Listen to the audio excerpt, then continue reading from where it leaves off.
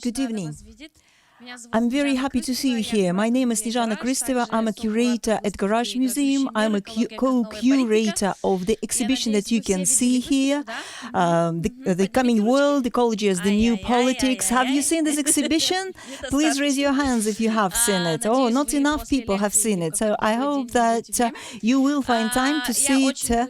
I am going to give a brief introduction, but I don't really have to introduce Ben Woodard, because if you're here, it means that you know it very well who he is. Apart from all sorts of merits that he has, he is closely connected to our exhibition, The Coming World, because we invited him. You probably saw this timeline in the title of our exhibition, 2030 to 2100. So we invited several people, an artist, social scholar, cultural scholar, and asked them to develop a special timeline. So Ben made his own contribution. You can see it in the mezzanine area. So if you want to see what it's like, you can go and check it out. So, Ben, the floor is yours. Это, пожалуй, самое краткое представление, которое я когда-либо делала.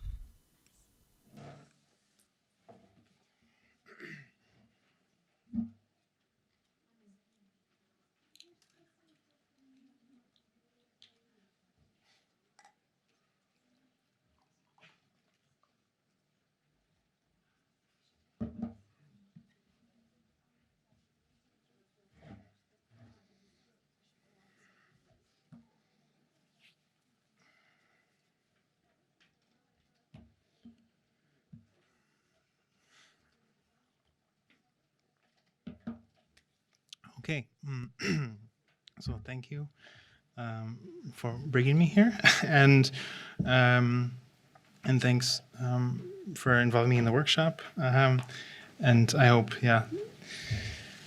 giving a talk after doing 2 seminars in the same day, I hope I make some amount of sense. Sorry for the English, and so.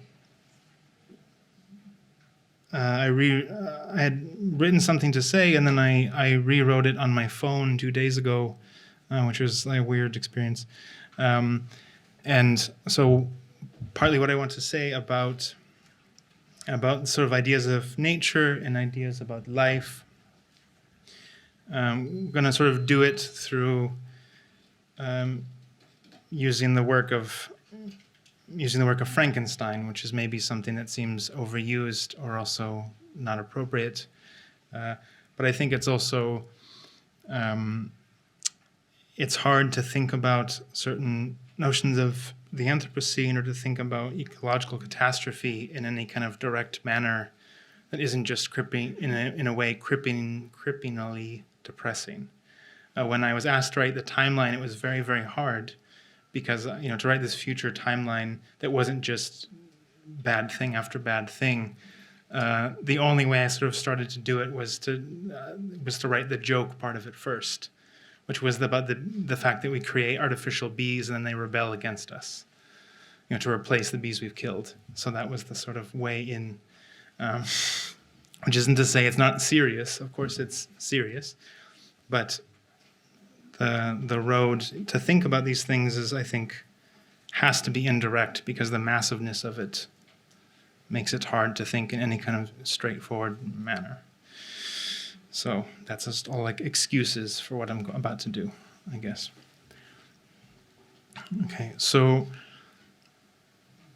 part of the issue of thinking this notion of the climate and thinking about the future of the habitability of the planet. Part of thinking this, of course, is understanding what we mean when we talk about life, right? Because when you talk about notions of the climate or notions and how that relates to notions of life, there's often an immediate collapse of 2 things, or more than 2 things. There's a collapse of life in terms of the possibility of life, the fact that life as such, and the notion of life as something worth living, right? The fact of things still being habitable or being livable in a way we understand that. And of course, those things are related, but not so strongly related as maybe we've gotten used to. So, and part of the obvious aspect of this is that, to think about habitability on the planet and to think about livability might involve thinking about or choosing certain forms of life over others. And in much of contemporary eco-criticism or eco-theory, there's an idea that rational thinking or the thinking, speculative thinking for humans is what got us into the problem in the first place. And of course, I think to abandon that, that's the only thing that can kind of get us out, is to think that, the type of speculative thought which might have caused us the problem is also the only thing probably that can get us out. Even though we might want to think some more less violent or somehow more harmonious notion of thought might help us. But that's not a straightforward thing to understand.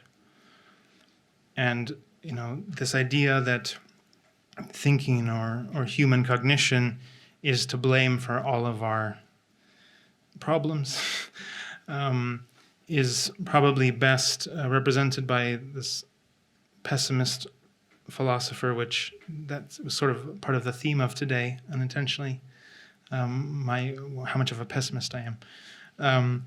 This famous pessimist, the probably most pessimist maybe, Zafa, was Norwegian, and said that what human thought has done to human beings is like what a overly large set of antlers has done to a deer. That basically it's gotten so heavy that our head is stuck to the ground and we can no longer move. So this was his image of humanity, which I think that's slightly too pessimistic, maybe only a little bit. But to sort of talk about how can we understand, and for those of you who are in the seminar, this is sort of to extend what we talked about also. How can we understand the proper way of the speculative power or the creative power of human thought in a way that can be used for ecological means? And, to understand how does thinking, or how does the concept of human thinking fit in the idea of life? Because it's not a straightforward question. Like, what does it mean that some life thinks, and maybe more life thinks than we think it does? But thinking is built upon life so far. And so the question is, what does that really mean for how we understand biological life? And can we think about life and think about planetary life in a way that doesn't just suspend it, in a way that doesn't just make a sort of limited cartoon version of it? And so, this is why I want to talk about Frankenstein. But first, so in the fictional 1700s, right? So in a fictional 1700s, written about in the 1800s, Mary Shelley in Frankenstein talks about Captain Robert Walton, who, in order to seek fame and glory, sets off into the north, right? Sets off towards the North Pole, into the Arctic, and, has this romantic vision of exploring the North because it was a place, as he says, never before imprinted by the foot of man, which is, a false statement, but it sounds good, right? I will go into the great unknown, right? Into the great frozen north. And so, of course, as, he begins his voyage, his ship, he's writing letters to his sister, right? His ship gets stuck in the ice, as happens when you're in the North Pole. And, of course, while it's stuck, his men see a giant figure moving across the ice. And, of course, if you don't know the book, this is Frankenstein's monster, which is running off into the mists and disappears.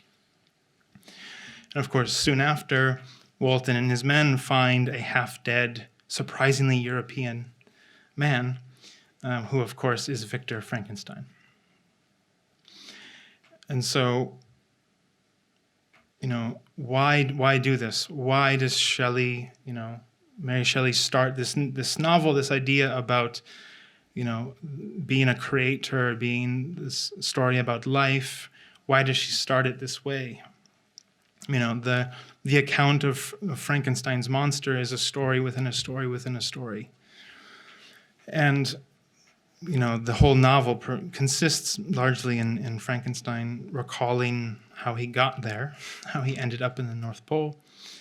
And of course, part of what's not lost on anyone reading it and what is emphasized explicitly is this connection between creation and exploring the great unknown. Right, they're put together very explicitly in the book.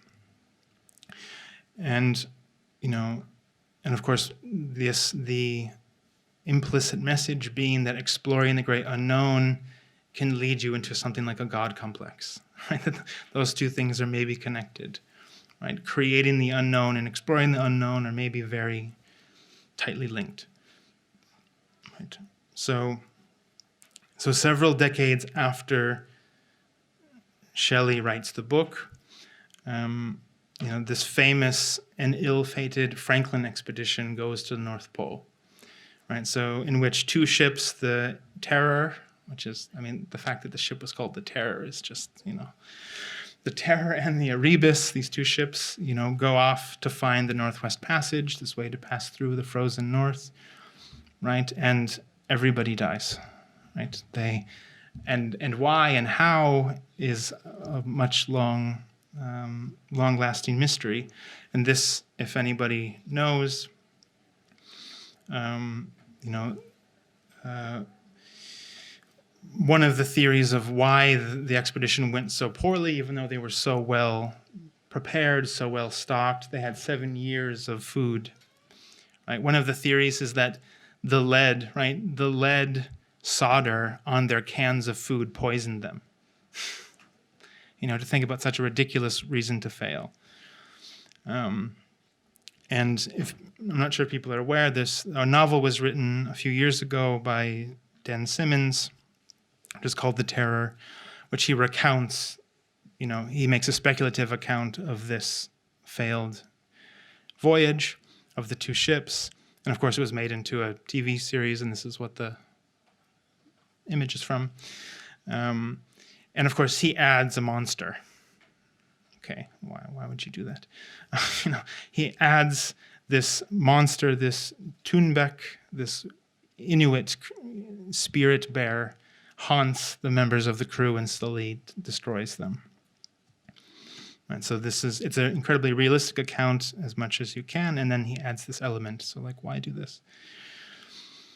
And, there's something, obviously the relationship between Frankenstein and this, why populate a monster in a place where you don't need any monster? Why do you need to add a monster to something like this?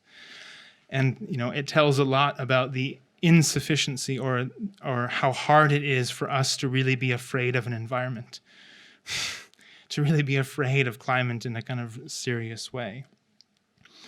And, not only that, but the way that the miniseries and the book involves this creature, this Thunbeck, this spirit animal, of course, highlights the stupidity of these Western European men and thinking, we can do this. No one has been here. And no one has accomplished this. Of course, there's already people there, right? And so this very much highlights the kind of violence of the whole situation. And even Captain Walton, this fictional captain of Shelley's book, when they spot this half-dead Victor Frankenstein on the ice, they say, oh, he almost looked like a savage. But then we figured he's a European man, it's okay. Right? So, of course, they know, or people have already been there, but yet they deny, right, that people have already set foot, right? So both the Terror And Frankenstein, right, much of it immediately shows the fact and the limits of not only this kind of typical enlightenment or this typical hubris, right? We will go into the unknown, we will conquer unseen worlds, right? These are the things we will do to prove ourselves. That doesn't go so well for them. But of course, just showing that, I mean, okay, that's an important point. But more than this, I think both Shelley's novel and the terror, in a way, start to show that the realization that these worlds are not desolate of life, that these worlds are not lifeless, is actually the more horrifying aspect, right? So it's not that, they seem so alien to us, if us is, comfortable white Europeans, right? The fact that life occurs there, life was already there. And so really what it tries to show is that there's something far more upsetting, far more sinister about the seemingly, on the one hand, the seemingly endless possibilities for life, that life can happen anywhere. But on the other hand, the severe limits of human habitability and what it takes to, that the possibility of life and the capacity for humans to live in the way they expect they should are radically different, which seems like an obvious point, but, it's a hard lesson for the people on board these two ships. And just to give a sense of how difficult, and how utterly lost these people were and how much of a mystery it was, the crew of both ships disappeared. It wasn't until 2014 and 2016 that they found the ships after looking for, over 150 years, right? Just to give a sense of that's how, stark the consequences are there. Okay. So a very different notion, a very different attitude about life and about the frozen wastelands, and the one that there's far more examples of, even though, again, it's less related to the melt of the permafrost, is, the various stories, both fictional and not, about the return of various viruses, right? The return of the Spanish flu from corpses from World War I, the emergence of old Cold War bases, right? All these kinds of things surging up from the ice. And of course, the various ideas of, what does it mean that these species and creatures and forms of life evolved in a very different Earth than the one we now know. And, there is, especially with the exposure of all the permafrost and the exposure of all these things, especially in the north, there's a strange kind of comment about war that also happens. The fact that most of the explorers and most of the grand gestures and attempts to explore the frozen north, most of those were abandoned, not because people kept dying exactly, but because the glory, I say this with skepticism, the glory of the First World War took over, right? Better to find glory on the battlefield than to find it in exploring this frozen wasteland. So there's something strange about, these corpses from World War I emerging and, potentially strains of Spanish flu and anthrax, and also then military bases for much later wars emerging all at the same time. It's a strange kind of comment about this absurdity of war, and a kind of weird comment by just the melting ice in some sense. But part of where Frankenstein ends, where the novel ends, as a kind of counter to this, and what Shelley suggests, is that what Frankenstein tells Walton is basically to not seek ambition, that Walton should go home, he should go back to England, he should go back to his simple, nice, comfortable life, and no longer seek glory, right? No longer seek this kind of fame and whatever else in the North. And of course, Walton then, after getting this advice, writes to his sister, and he says, "How all of this will terminate, I know not, but I had rather die than return shamefully, my purpose unfulfilled. Yet I fear such will be my fate.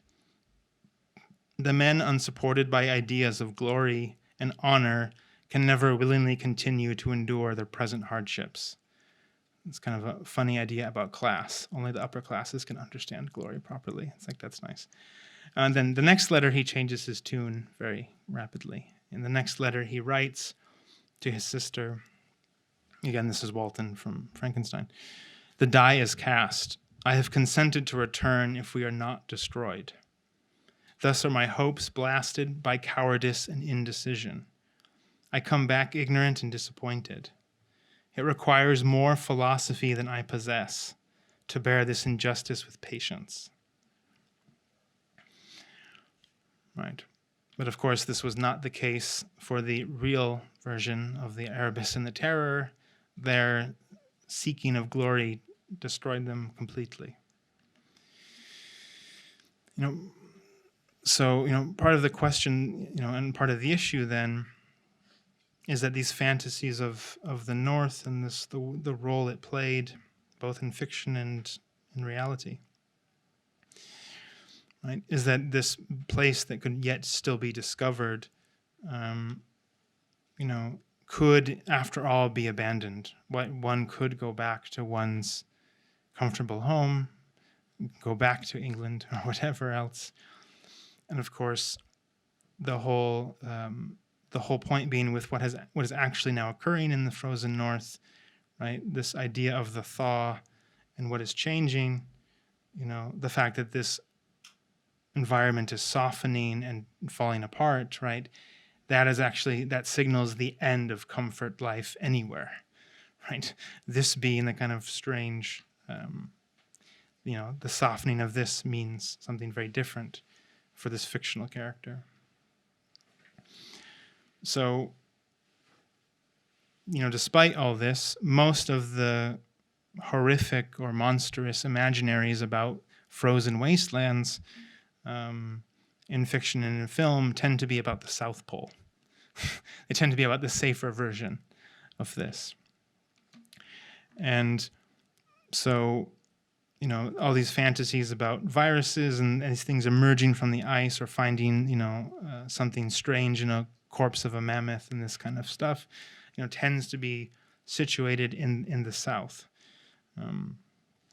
And, whether it's The Thing or whether it's the stories of Lovecraft, there's this kind of pulp, kind of horror imagery is always centered in a much safer kind of place. And it's kind of in the Antarctic. And of course, the same types of notions of glory and the same expressions about the capacity for humans to expand their thinking is attached there too, right? In this similar but very different environment. Quite famously in Lovecraft's At the Mountains of Madness, where they find this ancient city, he says, no one should go back, right? We can learn. No one will believe what I've told you. You may doubt what we've seen, but there's like a radically different form of civilization there in the South Pole. And the forms of life connected to it are radically different, or radically alien. So, and this kind of fantasy about the South and the Antarctic is very much about this complex, multiform, unstoppable form of life, which is often connected to these ancient civilizations. So there's a very strange relationship between the fictional and the actual, in the sense of, the North as an imaginary is a total wasteland where there's no living thing, even though there's humans. There's Inuits, right? There's people there with a culture and a history. Where the South, they invent these ancient alien cultures to explain the strangeness of life that is possible there. So the relationship between the imaginary and the actual becomes, very, very strange. And in part, it's because, there's something about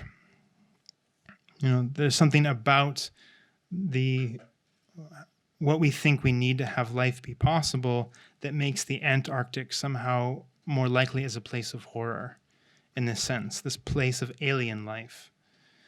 And of course, the most famous example, or one of the most well-known examples of this is, of course, John Carpenter's The Thing, based on the short story Who Goes There, written in, from the 50s.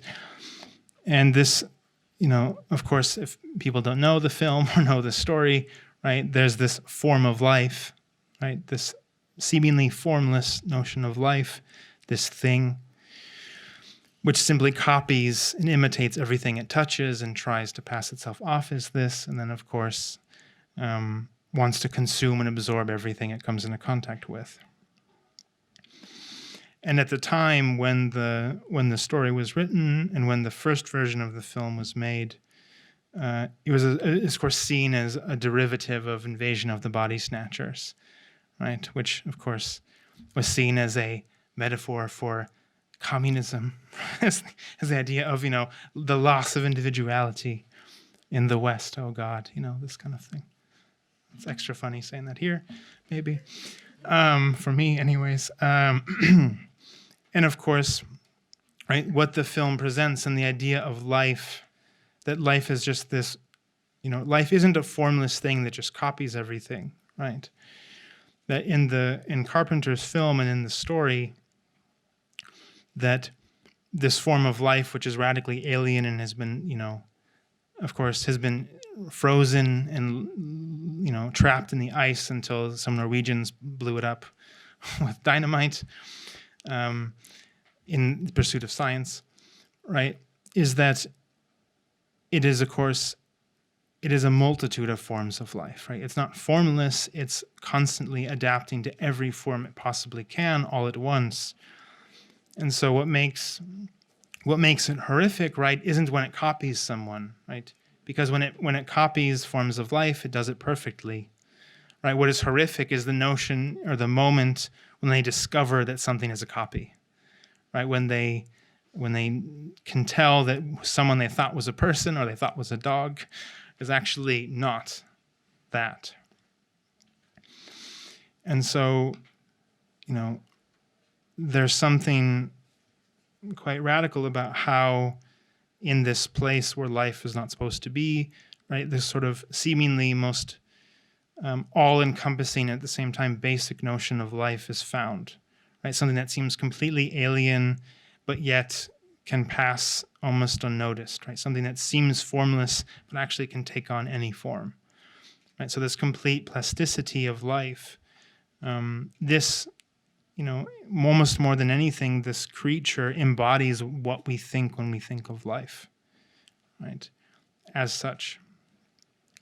And more than this, the fact that it's only even seen as life is radically different is when it's found out, right? When it breaks down, when something goes wrong, right? And so you have, as Eugene Thacker has talked about, right? The thing only emerges when it's excessively alive, right? Otherwise, it just passes as anything else. But as soon as it's found out, it has to kind of burst out of itself and be pure life. And, it's in many ways, it's easy to see this as analogous to, again, this idea of climate or this idea of habitability, right? You see it in its ugliest form or in its true form when something fails to work, right? So it's not formless, it's every form or all the forms when it's really inconvenient for that to happen, right? This is the kind of monstrosity that the thing represents. So part of, why I talk about this kind of place of the imaginary and why I relate it to the notion of the Arctic as well, is that, this, what's coupled with this, the frozenness or the kind of wasteland of the north and of the south is very much tied to this idea that if some form of life or some notion of life seems radically alien, it's because it's outside of its time, right? Because it's been frozen, because it's reemerged at an inconvenient moment. And this notion of what it means to sustain life or to capture life in this kind of frozenness, the idea of that to really grasp life, we have to kind of sustain it and keep it in stasis. This is, of course, has a long fantasy and long imaginary, not only in science fiction, but more and more in what with science fiction invades reality in some sense. The idea of, life is plastic and malleable, therefore we can freeze ourselves and hope that the future will take care of us. Or we can freeze certain aspects of life that we need, and if things go really badly, we'll still have them, right? So, and these very different fantasies about the lifelessness, right? The lifelessness of these wastelands is, of course, at the same time tied to the possibility of extending and keeping life far beyond what it seems, which would normally seem possible. Right, and then, to not just say science fiction, right, but to give, an actual, really existing example. I assume a lot of people know what this image is, or have heard of the seed vault in Svalbard, right? This global seed vault. So it's not only a seed vault; it's of course a seed vault of all seed vaults, right?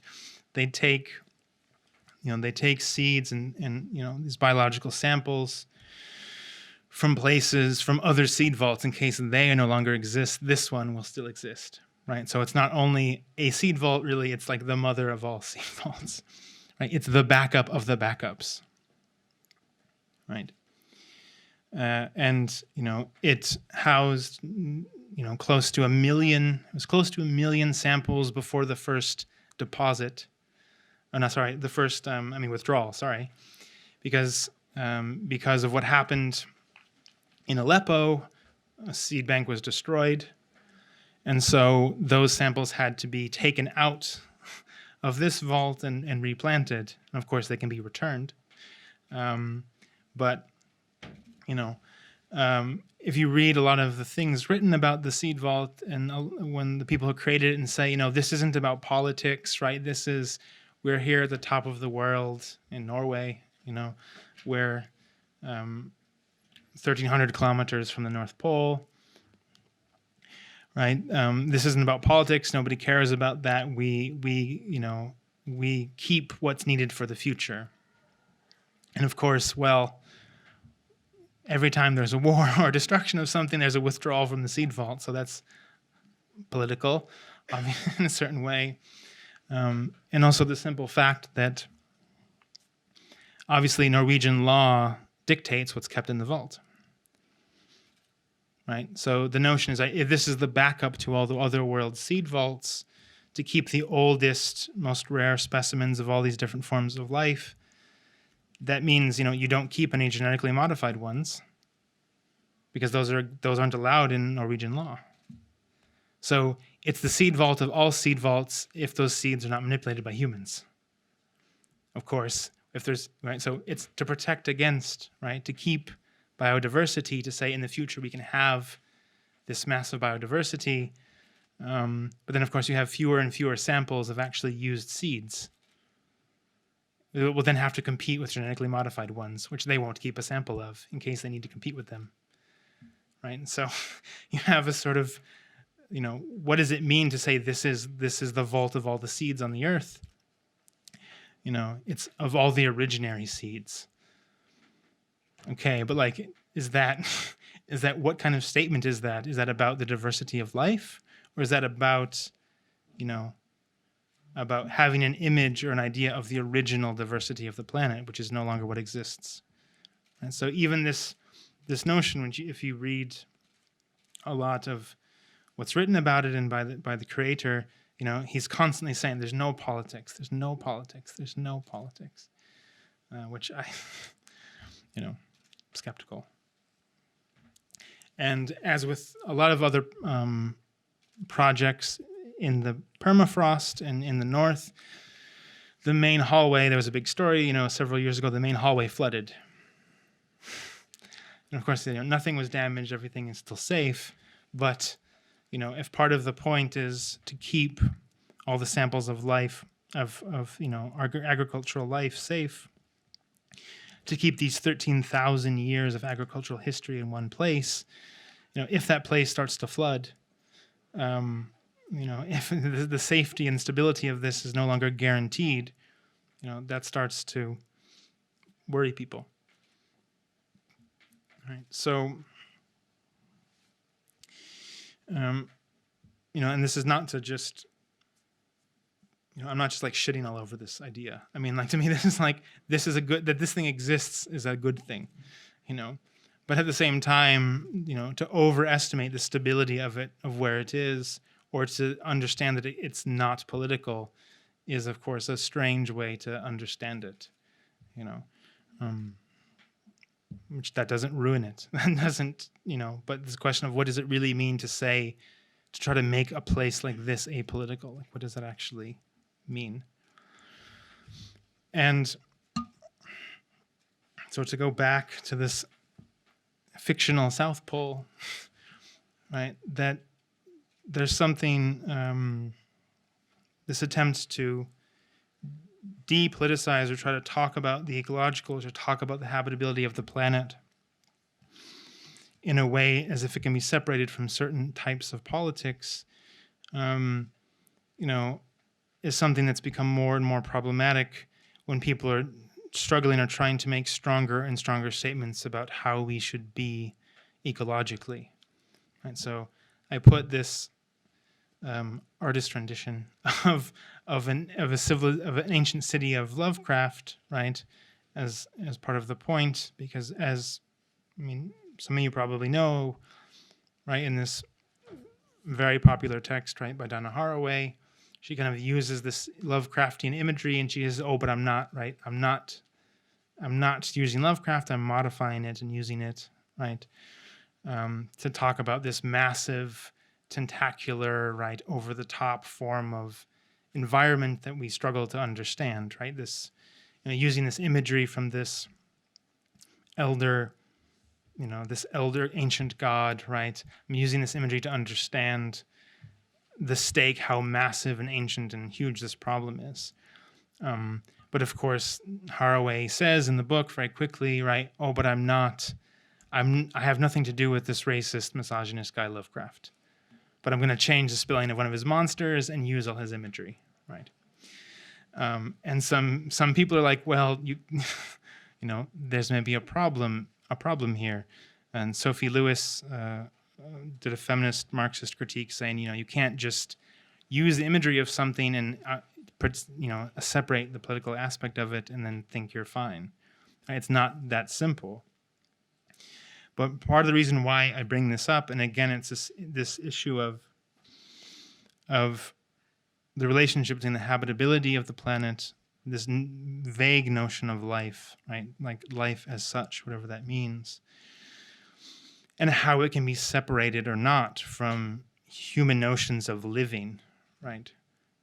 This comes out very explicitly in Haraway's attempt to do this, right? In the fact that when she makes a statement in this book where she says, wouldn't it be nice if the population of the Earth dwindled to a much smaller number? And you're like, okay, like when you make that statement in general, it's a bit like, what do you mean? And then of course, when you're using Lovecraftian imagery and you say that, the question is, what do you mean, right? And of course, many people have accused her, and many many fights and debates in ecology, especially in the last few years, right, often carry with it this notion of misanthropy, right? This notion that if you're an ecological thinker, you constantly risk being a sort of human hater in some sense, right? And when you utilize this Lovecraftian imagery, you really invite this type of misanthropy, right? Like, wouldn't it be nice if some elder god wiped out a big chunk of humanity and everything would be easier? Right. And, but of course, at the same time, Haraway, right, in her book, in this Staying with the Trouble, right, she wants to say, but some forms of life are better than others, right? Some forms of kinship we should keep, some forms of life we shouldn't keep, and that maybe will lead to this kind of population changing. But it's awfully difficult to say that after you've invoked Cthulhu and you've invoked this notion of, wouldn't it be nice if the population just dwindled, right? And, and there's something quite strange about the fact that she accuses, and Lovecraft was a racist, like, there's no doubt. But she like takes this creature from him and says, but I have nothing to do with that aspect of it, but yet I like the destructive aspect. And, it becomes, but I want to have different kinds of relationships which will have the destruction happen, but in a nice way, right? And so you really have to, this really begs the question, right? In the sense of, like, what does this really mean in terms of how we understand the relationship between life and the habitability of the planet, right? Are we stuck in this idea that we just need there to be less, we need there to be fewer humans? You can't say that in a human world where there's no Cthulhu, right? And, and say that without sort of serious qualification, right? And in this sense, I think Haraway is less fair than Cthulhu, right? In the sense that, this notion of this alien god that would just wipe out humans, he doesn't play favorites, right? He just eats whoever he wants, right? This is the notion that if nature wiped out humans, wouldn't that be nice? It's like, yes, but nature doesn't wipe people out evenly, right? The habitability of the planet is not this kind of event that is evenly distributed across it, right? Parts of the earth aren't lifeless and other parts full of life, right? Parts of the earth aren't, comfortable and other parts uncomfortable by any real measure, right? But it's not this fantasy of Captain Walton, right, who thinks, oh yes, these wastelands where there's no one. Or, of course, whenever you say that, there's somebody already there. So, part of the difficulty and one of the issues that really accompanies this, and I talked about this in the seminars, right, is very much this notion of how is it possible for humans to think on a time scale which really, really exceeds them, not only exceeds their own personal lives, but exceeds the life of any one civilization, right? Because if it's hard enough to imagine, again, like looking at these characters from Shelley's novel, if it's hard enough to imagine there being a civilization and a people in a place where life seems impossible, it's even harder to imagine, or almost impossible to imagine, that life as such, right, might have a fixed time, right? That life might be living on borrowed time. And this whole question of, we constantly talk about life and the possibilities of life, and we somehow manage to separate it from the habitability of the planet, right? And of course, if we thinking in this notion of deep time and this geological or even cosmological scale, right, we know how narrow actually the span of the possibility of life was, on the one hand, but we also know how bad our understanding of the capacity of life is, right? Every time a book about alien life is written, like the possibilities of life on other planets, it's usually proven wrong by something found on Earth. Right? If we have life, you have to have water and oxygen and this, right? And then someone says, no, look, there's something on Earth that actually doesn't need any of these things. And so it's, it's very central, and part of the issue is that the trouble in thinking the possibility of life in places that seem lifeless is, something that, and it's something that I think Frankenstein makes really clear, is that so much of our attitudes towards life and towards the time associated with life is actually deeply aesthetic, right? Why does Victor Frankenstein reject his monster? Because it doesn't look beautiful. It doesn't look the way he planned it to, right? When you watch film versions of the book, so much of the film spend time on the moment of creation, like all the contraptions, right? All the things involved in creating the monster. None of that's in the book. In the book, they don't explain it. It's like, well, I tried this, and I tried a couple times, it didn't work. Oh, now this one worked. Oh, but it's horrible, and I run away. Right? That's what happens in the notion that creation is not this great moment of like, look at my genius, look at what I've done, right? It's like, this thing I've created doesn't match the image I had of it in my head. That's really what freaks Frankenstein out. And of course, he's blackmailed to create a mate for it, which he refuses to do. And of course, his reason for refusing is that he doesn't want to create another species that would wipe out human beings. Right. So, the argument kind of being that, what's wrong about if Frankenstein made a mistake, if there's something wrong with Frankenstein, with the idea of creation, the idea of being responsible for a form of life, right? Actually, it's the creation of the monster, right? Who never gets a name, right? The fiend, the beast, the devil, Lucifer, your Adam, whatever else, right?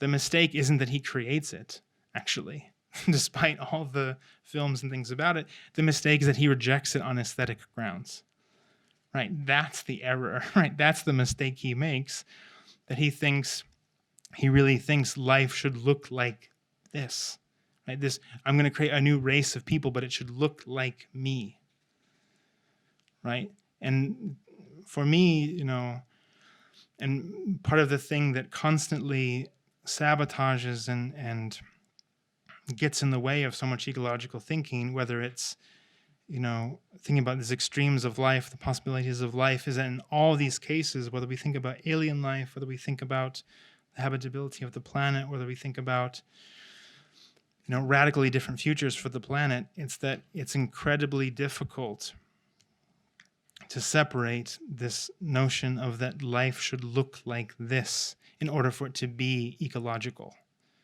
right? Like that seems to be the fundamental mistake, right? The idea that the earth should somehow respond to the world as we see it should be, rather than the other way around, right? Okay, I'll stop there. Thanks.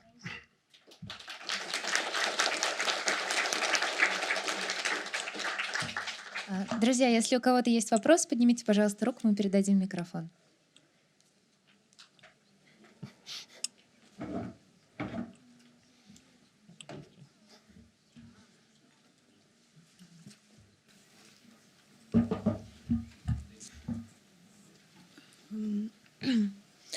Have a bit of a weird question, probably.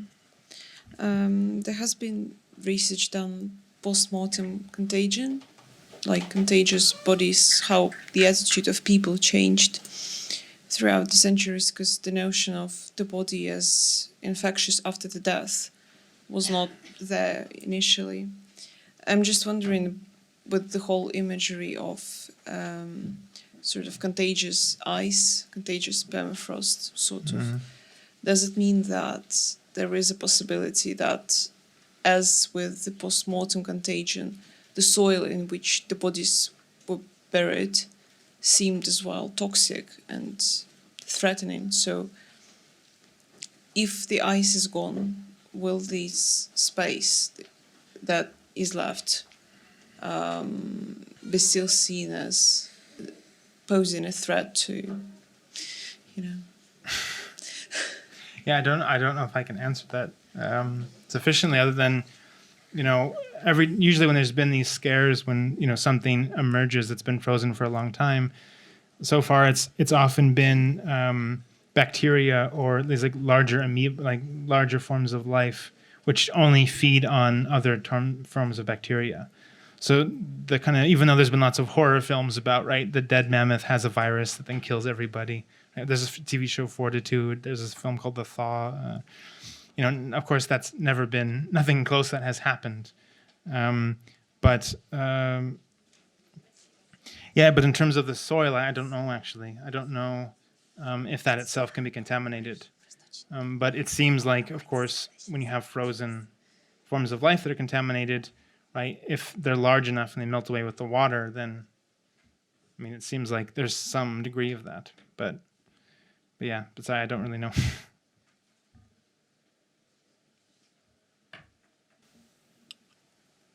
Еще вопросы, может быть, комментарии? Thanks for a nice lecture. So my question is about technology and ecology. And I wonder whether you think they are somehow mutually exclusive, or they're not. They actually can help each other. Yeah, no, I think they're definitely not mutually exclusive. I mean, this is also a problem, I think, with a lot of ecological writing, a lot of ecological thinking, is that there's almost not an acknowledgement of the dependency of a lot of eco-criticism on the natural sciences, right? I mean, the fact that you need, right, the sciences which make possible ice core samples by which you could make a model by which you could say, right, this is a real problem, right? You then often get people saying, well, but science is also the problem. And, you know, I think you're seeing more and more people realizing this and kind of saying, well, no, you can't really blame technology.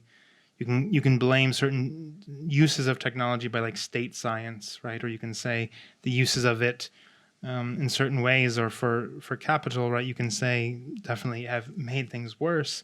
But even someone like Latour, right? Who Latour was famously really nasty about anybody who relied on facts, right? He would always talk about like people and the factish gods, and was attacking people who would rely on the natural sciences to make claims. Even he, right, in the last couple of years has said, oops, I probably shouldn't have done that as extremely as I did. So I think the question is, you know, you have to have science and technology as part of any kind of ecological work. But it becomes very hard to situate that in a way that, on the one hand, right, doesn't fall into like green capitalism, right? That it's just, oh, you know, we'll fund this side project to make us look good, right, and throw money at it, or of course, but not on the other hand of saying anything that proposes a kind of technological solution, you know, is therefore absolutely bankrupt, right? And so I think finding the place, like the right role for science and technology in ecological politics, there's still like a lot of work to be done. And I think a lot of it, you know, one good place for that is a lot of the way it's been used for like indigenous rights groups, or the way that certain concepts of how legal arguments that have relied upon certain scientific claims have been used by indigenous rights groups to fight against corporations. So that's like one place where, you know, science and technology are very much not the villain, right? They're completely, you know, indispensable for that. Спасибо за лекцию. А как вы думаете, почему вот эту стрелу времени, Thank you very much. Спасибо за лекцию. Thank you for your Как lecture. вы думаете, почему стрелу времени, которая позади вас, So this всё время arrow of загибается в time спираль? Это that только I для see того, behind чтобы you on the screen, it looks как like a бы сжать spiral. масштаб времени, Why когда is как it будто бы sort of жизни не было, или compressed? она была очень маленькая? Maybe they Вообще, want как to лично вы show that относитесь вот к life такой was визуализации? sort of minimum, very small at the beginning. What do you think about it? Yeah, it's hard. Yeah, in a sense, I think this goes back to what you were saying earlier about this oldest ancestor, right? Potentially oldest ancestor of, and also the question of like when does life start that counts as life in this kind of time, right? Because there's an awful lot of gaps, right? down there, and obviously, the question of, at what point does any kind of biologist feel comfortable enough to say these counts as forms of life, right? This far back in time, when you get, this far back in the fossil record, it sometimes becomes very difficult to differentiate, right, between marks and patterns and things created by non-living systems and those created by living systems, right? If it's incredibly simple life forms. So I think it's just them hedging their bets in the sense that they're just kind of like, we don't know. Really, we don't want to say anything. And that's not a satisfying answer, I know. But it's just like, I think it's just ignorance and, uncertainty, really.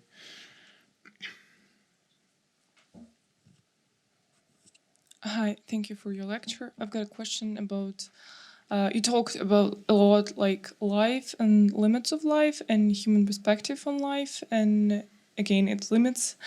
But what if we talk about death and human perspective on death as a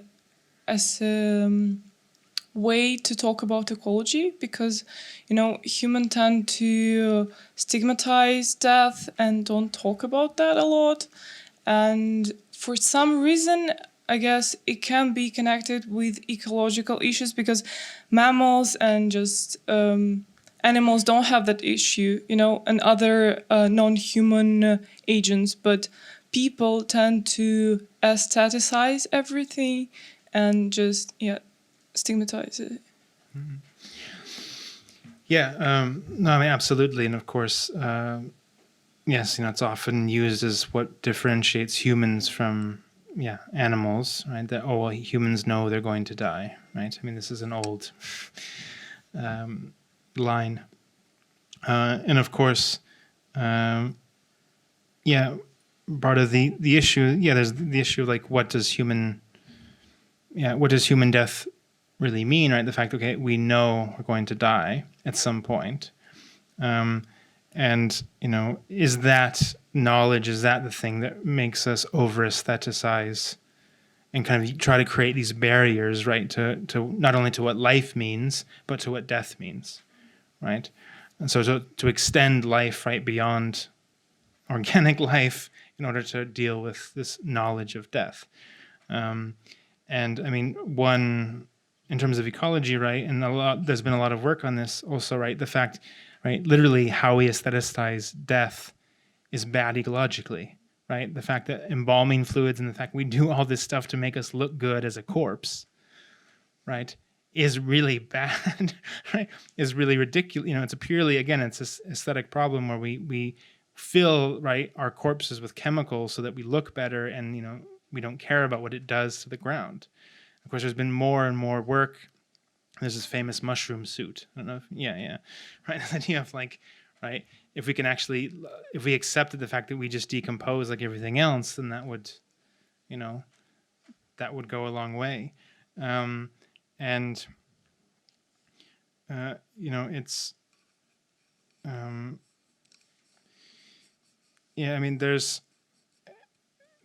It's, it's quite hard to connect, especially in a kind of material way, to connect, I think, human life to death in a way that's ecological, that people can accept.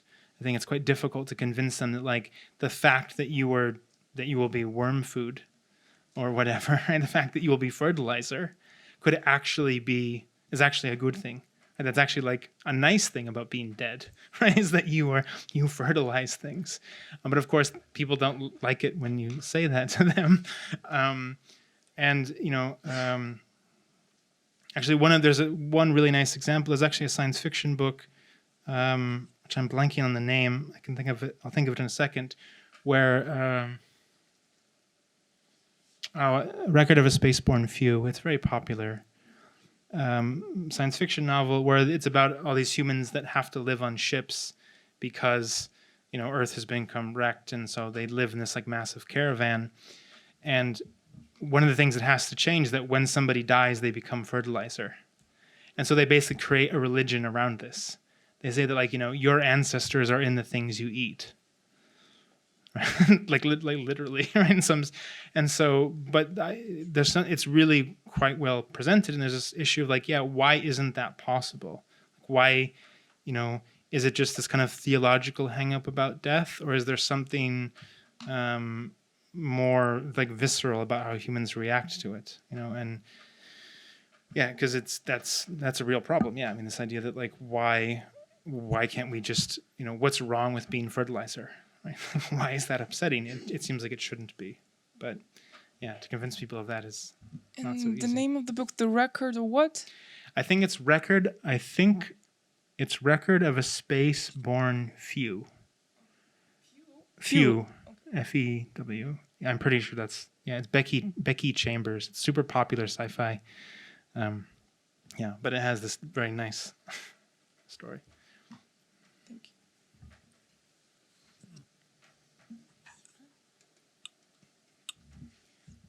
Друзья, будут ли еще вопросы?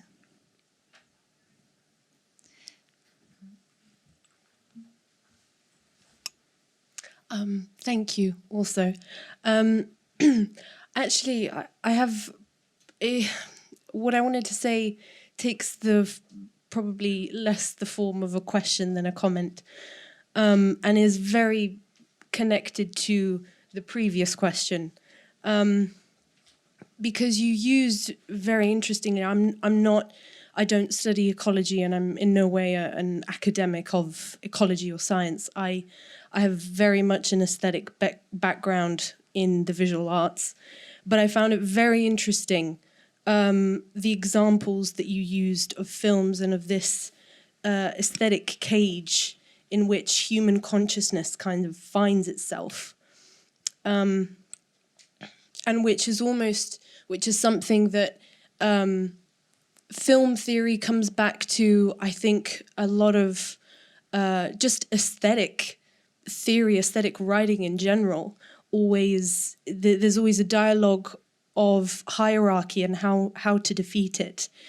And what I found interesting recently was our relationship, not so much to life and death, but to what you were just saying about accepting ourselves as fertilizer, that isn't death per se, it's death of a consciousness, but it's our coming to terms and understanding of oblivion, really, and of something that perhaps exceeds our notion of time.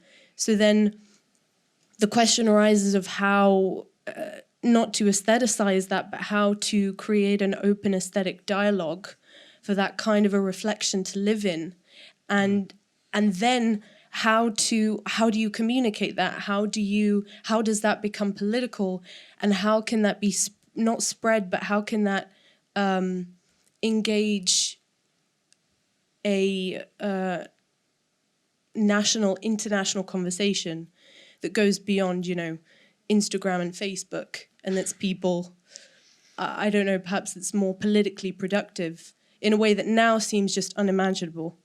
I mean, at least I've only just come over from Europe, so and that was my comment. So sorry if it was close-ended, but no, I mean I can't really. If there is a question there, I definitely can't answer it because that's like it's a massive question if it's a question. Sorry. No. That wasn't. That was just my own inadequacy. Nothing about the size of the question. But yeah, it's. I think a bit. Yeah, I mean, I think it relates to the Haraway point a bit. It's kind of the other side of it, I think, in the sense of how do you find the aesthetics to get out of the aesthetic deadlock that life, has to be more than ecological. Basically, I mean, that's one way I think it could be thought of. And yeah, like why can't what's wrong with oblivion? That's one way to put it. And of course, there is some aspects of this. Like one of my favorite examples, which maybe people know, is there's the voluntary human extinction movement, which they basically say like, well, maybe we just shouldn't be, and like let's pick it, and like there's like this sign, somebody made this image that says like human extinction while we still can, which I think is pretty perfect. But yeah, there is this. Yeah, I mean, because it kind of doubles the problem in a sense, because it's not only like why can't life see itself as being part of this cycle, however long it lasts, right? It kind of feeds into the next iteration. But then, of course, you get back to this, I think, theological problem, or this problem that has theological undertones of the self, right? Or the fact that but I don't want my consciousness to stop. I don't want my consciousness to go away, because it can't just be the stuff of my body, right? It can't just be this type of thing. And yeah, I mean, for me, the only I think it would require not only seeing ourselves as fertilizer and accepting that, but it also mean accepting. It would mean changing what mourning is in some sense, actually, which would be a weird project. Like, let's change what mourning is. Like, how do we mourn the dead? Because I mean, for me, it's like, well, when you die, you become a thought. I mean, to me, this just seems like, okay, fine. You become an idea, right? The idea of the people have of you, that's, if you're anything still, for sure, you're that, right? But then what does it mean that becomes, is the idea to separate that from the stuff that was you, that is now, being carried on as fertilizer or whatever? Or is the sense of like, oh no, we should somehow say, well, my idea of you and the stuff you've become should remain connected? So I think this idea of like the body and the spirit basically requires some kind of rearticulation if you're going to say, well, yeah, the body is just a body, but that's ecologically good. But then what do you do with, the person, right? What do you do for the consciousness? Of course, there's some religious views, there are some views you can say, well, the consciousness also, just gets recycled. But the question of like, is that a step too far for some people in terms of trying to push an ecological, or to try to say like, is it two different aesthetic decisions basically in terms of mourning and in terms of the body, or does it have to be kind of one taken together? If that makes sense. I mean, yeah, I'm not really. I'm just kind of trying to say like, I think that's part of the scope of this problem. It makes perfect sense. Thank you very much for your answer.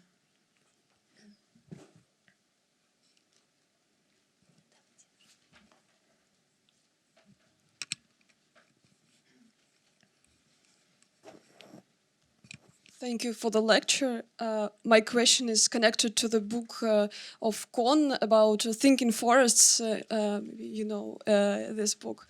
I figured out that the climate of the country which is described is very opposite to that climate that you were talking about. So the village of Avila in this book is not frozen, not with this scary ice and so on.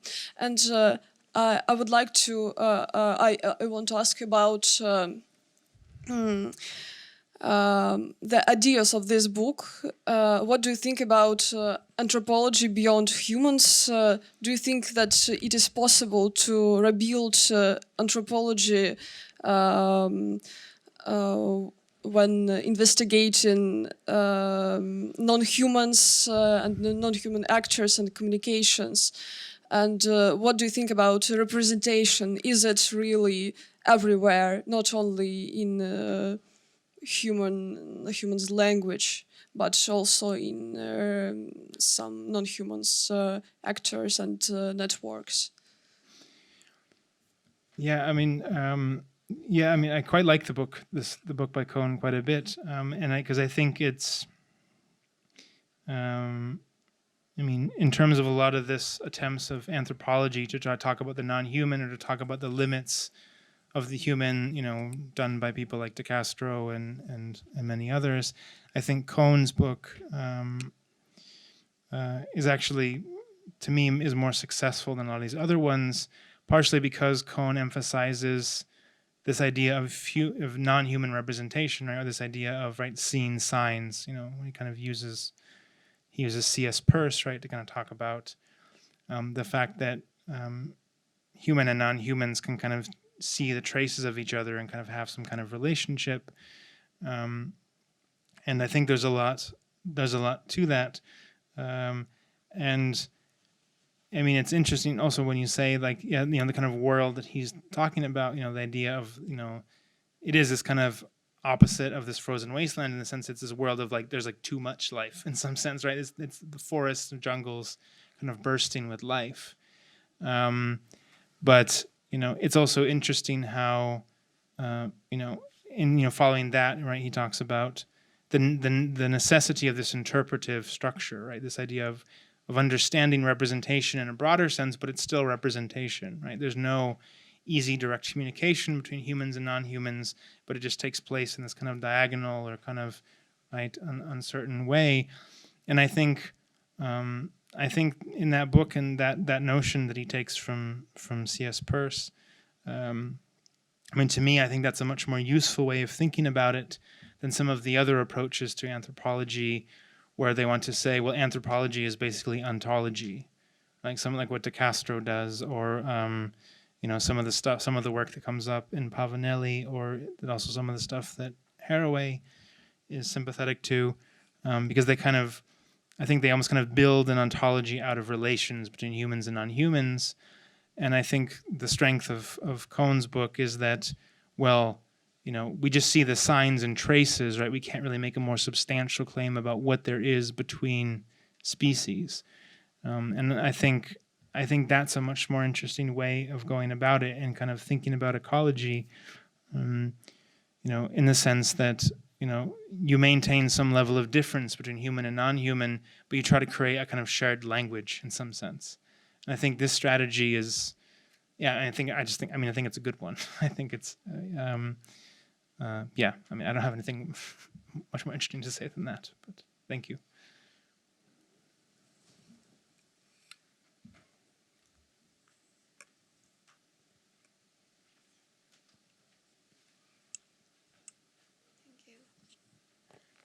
Thank you so much for a very interesting lecture. I guess my question was about the seed vault that you mentioned, and there was an ongoing project of kind of doing a similar thing with data center. I don't know if you've heard of this idea of kind of embedding data into the permafrost as similar to this whole seed vault idea of keeping the agriculture, but then this is keeping the arts and culture.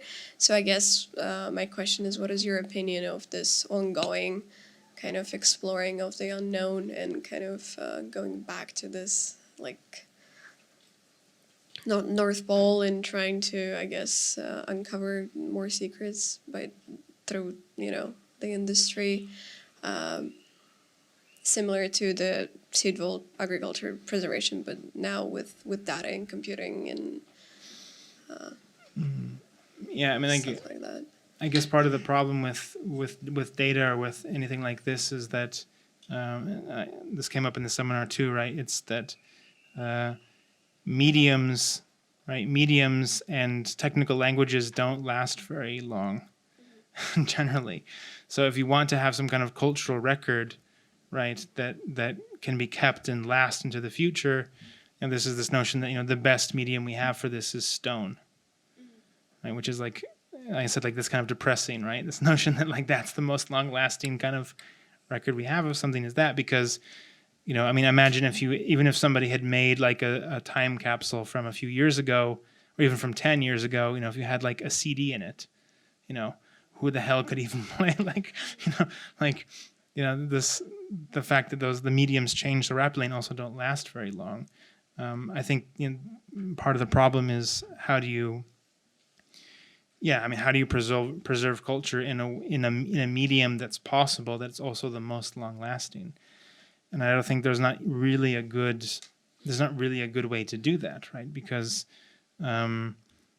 besides having redundancy, right? Besides just having lots of places where stuff is kept for as long as possible, I mean, I think we all know, right? Records, which we assume will last years, often barely last 1 or 2 years.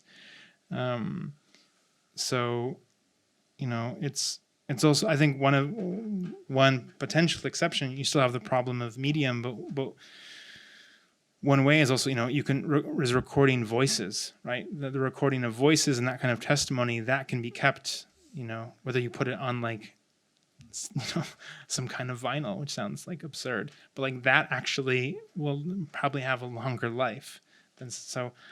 I mean, I think there's a real problem about, yeah, like how do you sort of preserve culture in this kind of vault way? I don't think, you know, we're prepared to do it anymore, simply because of the forms of culture don't match the form of medium that would keep it alive, if that makes sense.